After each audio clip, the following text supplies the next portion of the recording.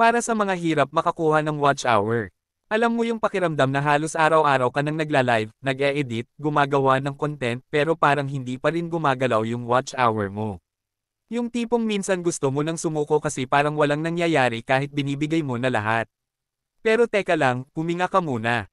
Dahil kung nararamdaman mo yan ngayon, tandaan mo normal yan. Lahat ng malalaking YouTuber ngayon, dumaan din dyan.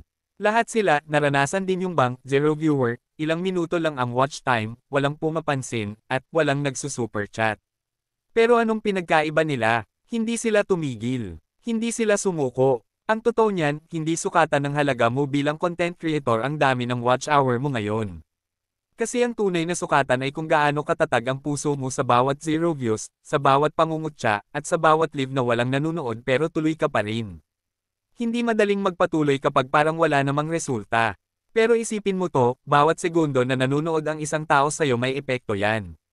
Bawat viewer na napatawa mo, na-inspire mo, o kahit napaisip lang ng sandali, may ambag yan sa watch hour mo, o pero higit pa roon, may ambag yan sa purpose mo. Ang mga watch hour, darating yan. Pero dapat mauna muna ang consistency, dedication, at pasensya. Kasi kung hindi mo kayang pagtiyagaan ang maliit na audience ngayon, paano mo maaalagaan ang libo-libong viewers sa hinaharap? Kaya kung nakaupo ka ngayon, tinatanong mo sarili mo kung worth it pa bang magpatuloy. Ito ang sagot, oo.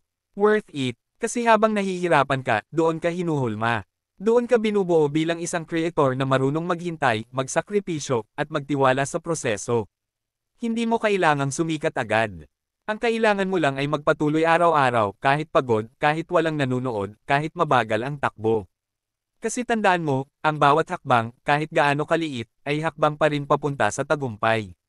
Darating ang panahon na mapapatingin ka sa analytics mo at sasabihin mo, dati pinangarap ko lang tong 4,000 watch hours na to. Ngayon, akin na. At kapag dumating na yung araw na yan, hindi mo lang madadala yung achievement, madadala mo yung kwento mo, yung paghihirap mo, at yung pusong hindi sumuko. Kaya tuloy ka lang, creator.